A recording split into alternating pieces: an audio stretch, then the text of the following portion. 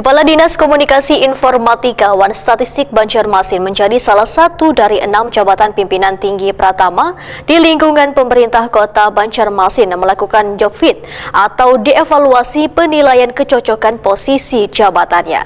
Beberapa kepala dinas yang mengikuti job fit kemungkinan nantinya akan dimutasi atau tetap berada di dinasnya.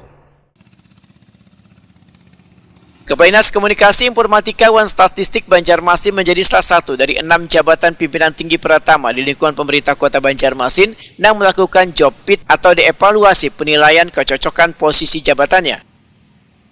Sekretaris Daerah Banjarmasin Ihsan Budiman Wetakuni Prima TV tengah hari Senin 27 Mei 2024 membedakan job fit atau penilaian kecocokan karakteristik dengan suatu posisi jabatan untuk menyesuaikan dengan beberapa posisi JPT Pratama yang telah menjabat 2 tahun yang sudah diusulkan ke Komisi Aparatur Sipil Negara. Ihsan Budiman menyatakan beberapa kepala dinas yang mengikuti job fit kemungkinan nantinya akan dimutasi atau tetap berada di dinasnya.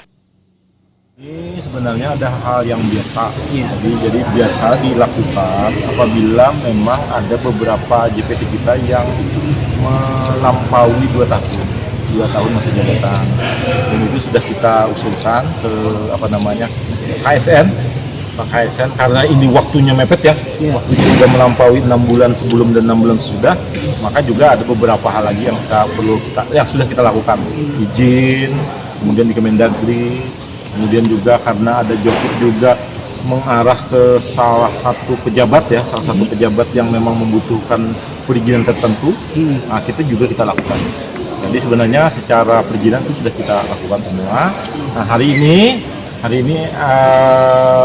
dimulai job fit, sudah dimulai, teman-teman sudah hadir, tim pansel job fit ini sudah melakukan 6 jabatan, ada kepala Bapeda, ada kepala dinas lingkungan hidup, ada kepala dinas pendidikan, ada Diskom Infotik, kemudian ada inspektor.